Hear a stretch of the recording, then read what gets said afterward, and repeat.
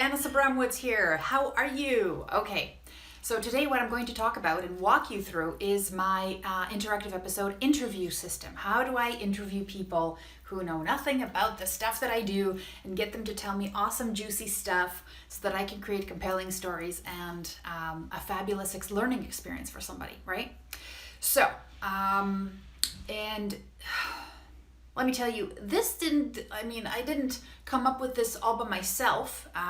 This has been me banging my head against the wall, sometimes coming up with the right answer, and then doubting that this is indeed the process, this is indeed the system, and actually then going back and saying this actually did work. And I don't know if this has ever happened to you, but when I first started out, I really followed the protocols, right? I followed Addie, I followed all those things. And then I realized that the things that I was putting out, they really didn't move people emotionally. And they really didn't excite them. And one of the things I realized for me early on is that if I was emotionally invested in something, if something moved me emotionally, then I could actually get behind it. I remembered it. It was something that I found stuck with me. And I wanted to create that kind of experience for the people I was designing learning for. So that's where really this exploration of this medium, of this interactive episode, scenarios and storytelling combined, that's where it really came from.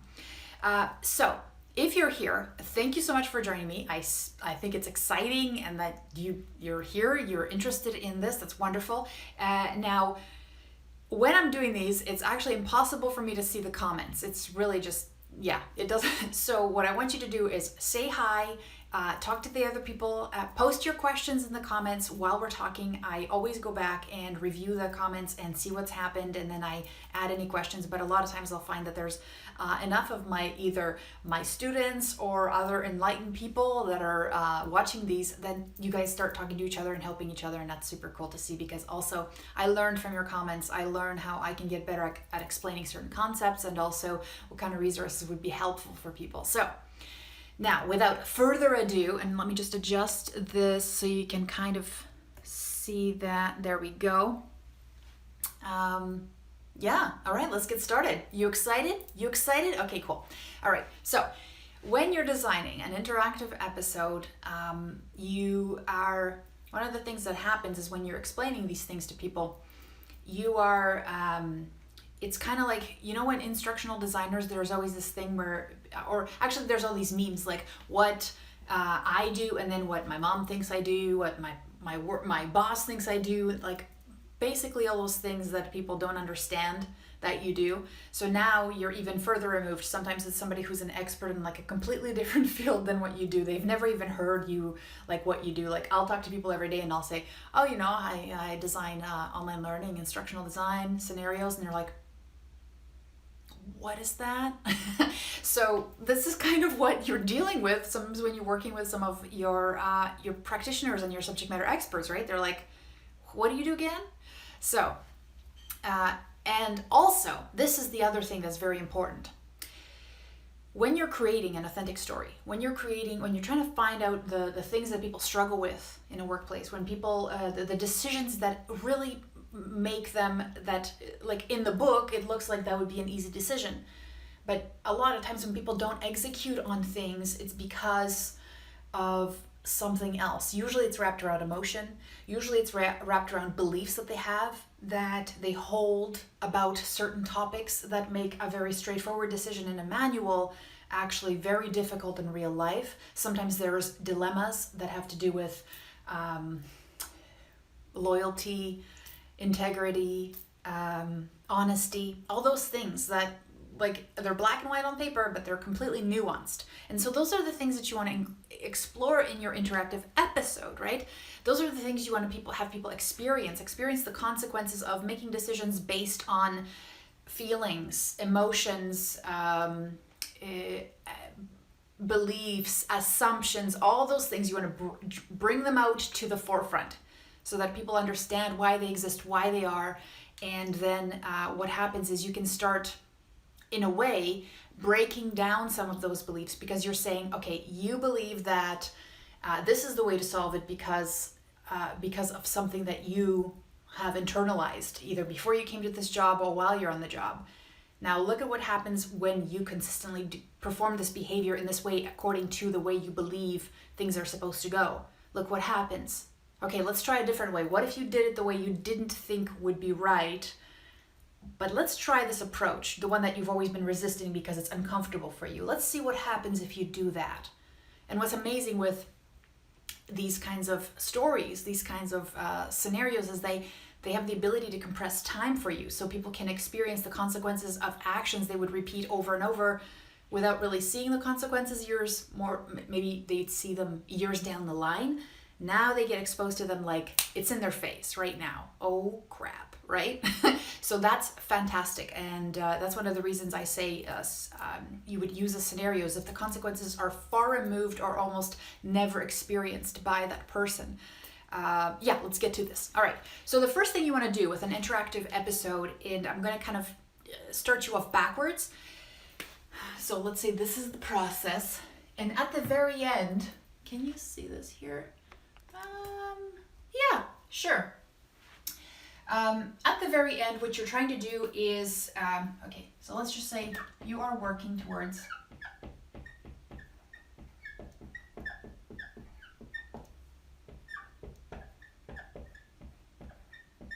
squeaky. All right. You're working towards an interactive episode. Now, an interactive episode has two major elements: story, and if you're one of my disciples, you'll know the other one. It is called agency.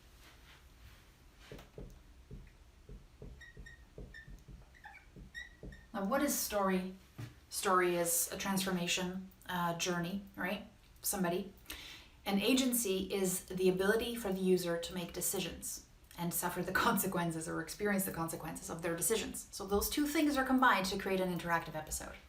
All right. Now, the thing with the interactive episode is that this isn't like some sort of an abstract thing where you're like, yeah, we're gonna have a story. No, you have a framework, right? So all of this is you're working towards with the end in mind. All of this is within a framework that you choose up front. And there's very many reasons why you choose this framework. One of them is so that you, when you're starting your initial interviews and your conversations, you know exactly what you're working towards and what elements within this framework you need to fill in order for this to be a complete experience. Okay? All right. So, now, okay. And really, let me just make sure that, okay. So the first thing that usually who we get, I'm moving this. The first thing that we get, the person who we talk to is, sometimes we get to talk to the person who is the subject matter expert, right? And I think it would be great if I drew this cute person. They're your subject matter expert. Also, we're going to talk to the person who's maybe the business person, like the CEO or the director or somebody else who understands how this interactive episode is going to support the business, right?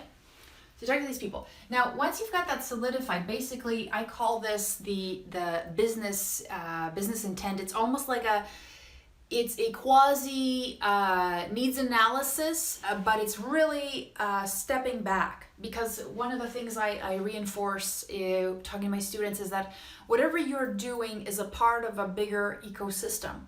And the better you understand what's already working within it and how you can tweak certain elements to make them work more effectively, this is gonna rock more when it just gels with everything else, all the other work that's already been done at that place. So that's one of the steps, and I'm not going to get into that here. I can't teach you everything in one live session, but just so you have the big picture overview of how I work. All right.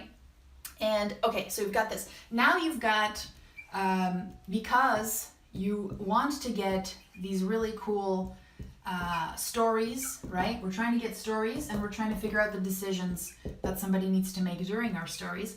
We have a whole bunch of these humans. 3 is actually really good. 3 is a good number to have. 2 or 3, actually. Last project that I did that was extensive was 3 people, and it was solid. It was great. So these people aren't randomly picked. These are people who are high achievers, who are motivated, who are exemplary, who embody the values, the principles, everything that this company stands for. These people are it, right? That's who you want to talk to. So what happens is you interview these people, and then you get your transcript here.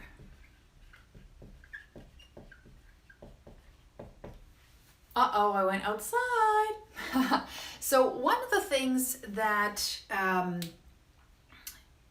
that happens here is I think that the reason we're talking to 3 people, and I find this has helped me a lot, is because not all of them are going to give you good info. Some people suck at storytelling. Some people suck at reflection. Some people are closed, like regardless of how amazing they are in their job, for them to share is very difficult. They don't know how to do that. And some people are so beyond their knowledge, the actual experience of being, like they can't reminisce about being back there, being novice, struggle. Like some people don't even acknowledge that they've struggled. They just, and some people actually don't struggle. Like there's some people who are like type A, like A players, who will show up at a place and be like superstar within 2 weeks. You know what I mean? Those are people who are great, but not for us. They're great for an organization, but we can still gather stories from them, but we need people who have experienced struggle and challenges. And that's why when we talk to these people, we don't just do this haphazardly. I've actually developed a SME interview system.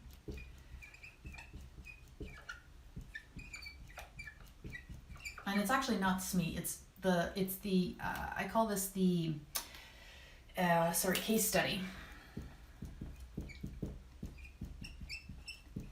And the reason is because the SME really rarely is the person who's able to give me the stories of struggle and strife and challenges and consequences and all those things. It's rare. Sometimes I get that from them, but most times I don't. Most times these people here, the subject matter expert and the business expert, the person who's the director or oversees the business, those are the people who are able to give me the focus and the priorities, give me the context of the ecosystem that this interactive episode will be working within. But so that they're kind of setting like they're setting the course for me. They're giving me that the true north, right? What is this? What does success look like for us once this is done, and it meshes with the rest of the system and starts working? What does that look like? What does success look like after that? So that's what these people are there. They're kind of like my compass, right? They're in the focus, and so that helps me focus when I'm doing my interviews. I'm following a system every single time, guys. No fail, right? Because I know that I'm working towards a framework of an interactive episode. That does not change. What changes a little bit is the context of the questions. Just a tiny bit. You tweak it in order to get your transcripts. And you talk to these people, and then what happens is you get a whole bunch of transcripts. In this case, 3 juicy transcripts. And what will happen is within these, you will find nuggets that then will be fed into your magical interactive outline, which is a combination of, if I could say, it's a combination of a movie script and interactive elements meshed into. So the storyboard, it's not a classical storyboard that you would see in an e-learning storyboard course, because those are completely different, and they're actually, if there's anything, they're actually not related to story in any way as far as I'm concerned. I've never seen them actually share a real story. It's more just like a box with a bunch of resources listed on it, right? So we're going to this outline, which looks more like a movie outline than anything else, because what we're trying to do is take somebody into an experience. It's an experience where they get to make decisions, but it's still an experience. So you're telling the story, you're in charge of it, but they get to choose how they get to experience your story that you've crafted from these wonderful humans. And like I said, you're looking for challenge, you're looking for strife, and you're looking for emotion. That's huge. It's the emotion that's going to make this awesome, because without it, it falls flat. Any story that has no emotion sucks, right? So this is kind of the process here. So we get our guidance from this level people here, subject matter expert, and maybe the director or the person who's really focused on the business, and we align what we're doing with that. It has to be a fabulous alignment. Then we source people from the business. The conversation here, these interviews, they're 45 minutes. Sometimes if somebody is sharing some great stuff and you're like, you go back to your transcripts, you're like, oh my gosh, I got to dig into this, because this could be like the story, this could be it, this could be my like challenge, this could be the heroes, like the incident that made them do it, like those are all those things, right? So sometimes, and I've done this, where I will go back, I'll be like, this is the person I need to talk to again. So I'll say, okay, can I get another 30 minutes with you? And most times they'll say yes, because if this is the person who is great at storytelling, who has great experience to share, they're able to tell me, almost viscerally what it was like to be there. That's cool. And then what I do is I talk to them again, get another little bonus transcript, right? But then what happens is then I mush that all together and massage it into this beautiful story. Is it all true? No, I amp it up. Stories need to be amped up to be fabulous, right? Some of these stories that come out, I'm like, oh, I couldn't have come up with that myself. But most times, if you understand the elements that make a great story, which is pretty classic, follow a hero's journey if needed. That's something that we talk about. Like, what does that really mean to craft a good story, right? How do you get people to connect with your hero in those stories? There's definitely elements that you need to do, and I'll actually talk about that in a different video. But as far as the process, then what happens is once you have that outline, which you take some time to refine, then you can move into production. So really, not a crazy complicated process. There are nuances here, but if you start with the end in mind, where do you want to go? What's the framework you're going to follow? And you have to tell yourself, I'm working towards a story where people have the power to make decisions within that story, fail, succeed, but it's within the story constraints. Notice I didn't say anything about content right now. It's just this, right? And then I work, once I've got this solid, so I've got these two pieces really. These are the two pieces that are solid, and then I fill in the middle with this awesomeness. Ta-da! So I don't know if this looks easy. It's a very systematic process. It's not haphazard. It's not, there's no discovery sessions. Sometimes I've found that after I talk to these people, and I've talked about this before, sometimes when you talk to the practitioners, you discover that whatever you thought like the focus was going to be for your interactive episode is actually, there's a different theme. There's a different refinement. And you think it's about, let's say, talking from another example I had, sometimes you think that the reason something is not working is because people aren't following the steps in the right order. But then when you talk to them in person, then you realize that it's not that they're not following the steps in order, but some of them are not setting up the steps in the right way, as in not warming the customer up, let's say, by introducing themselves properly and all those things. They're just being cold. So then you're like, okay, so what I got to reinforce is relationship building here, not while I'm reinforcing the process, which is what the business wants to focus on, the business also wants a really good product and really good results. So most times they'll say, okay, that's cool. We didn't realize that this is what the gap was right here. Let's add that emotional element to it. And that's easy when you've got a story, right? But you got to look for it. You got to dig for it. And a lot of people in the very beginning, they're uncomfortable asking those questions. But I say, listen, just follow the script. Don't worry if you're repetitive, but just follow the interview system, because you need to, the people who are going to be comfortable sharing your stories, their stories, will share them. You just have to ask the right question and look like you're really interested, and you will find them. Will it be every single one of your business matter, practitioners? No, it won't. And that's just the luck of the draw. That's how it happens. But you will find your gems. Usually 3 people is more than enough to find your gems. And then later, what you can do is, because you have all these transcripts and because you have support to write your story, and you have the elements that you need to have, you can embellish some of this and mush up the pieces that make the most sense and create the most compelling experience and put it into your outline. So, and that's it. I hope that was helpful. If you have any questions, post them underneath the video. I'd love to hear about it. And if you want to learn more, right now I have, for a limited time only, there's a webinar that I recorded a little bit while back. And it talks about more deeply about how I've used my framework, which I talk about here, how I use it to basically design. I think I go into 3 different examples, and how that framework really is the backbone of everything that you're designing. So go to scenariodesignsecrets.com, and there I will ask you for your email. And once you sign up, you get to watch that webinar. And then at the end of the webinar, you also get a chance to book a strategy session with me if you want. The point of the strategy session is so if this is something you want to get good at, or you're thinking about implementing, like most of the companies that I know out there that I've worked with have a ton of info, right?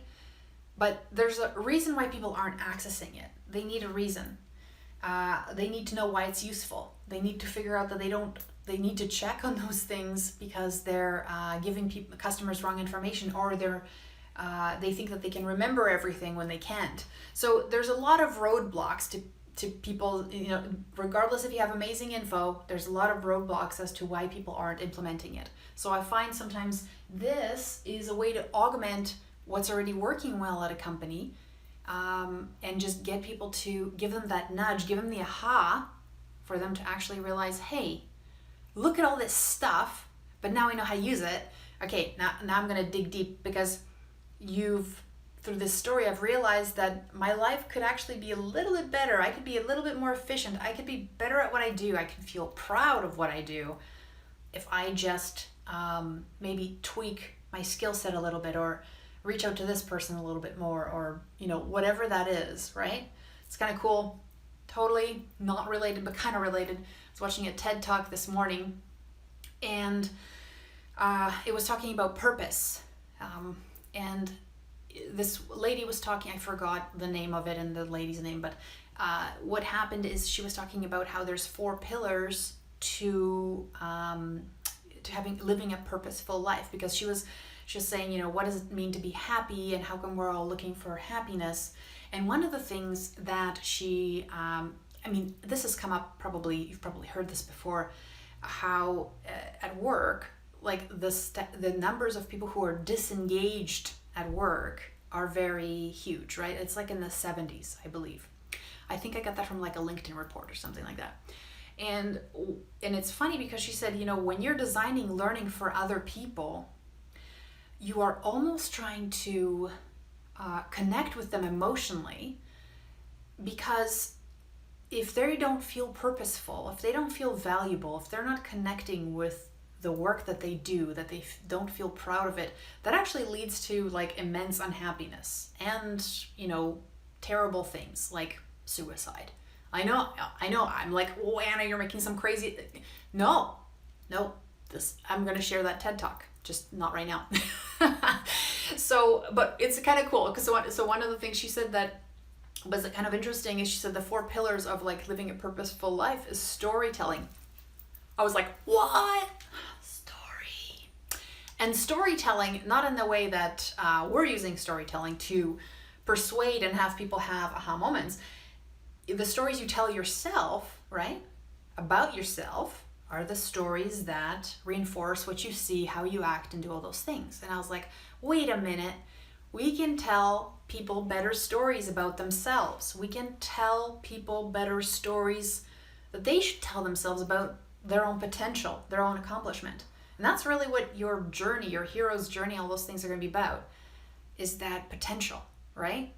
And I think that's really cool. I think we're in the right business. We're in the, as I always say, we're in the epiphany business. We're not in the learning business, because people are already learning machines. We're just trying to help them optimize themselves and tell themselves better stories. So if I can share with them a hero who's just like them, trying to get someplace, trying to do something better, trying to live a better life, a more purposeful life, find meaning, and I can help them do that, what else is there? Like, hell yeah, right? It's super cool. Yeah, so I'll just leave you with that. Just, blew your brain there. You gotta think about that for like half an hour and then get back to like having a donut and a coffee. All right, so I hope you found this interesting and useful in some way, because it is a little bit different than the traditional. And like I said, you have any questions, reach out to me or book a session and we can chat. All right, bye friends, take care.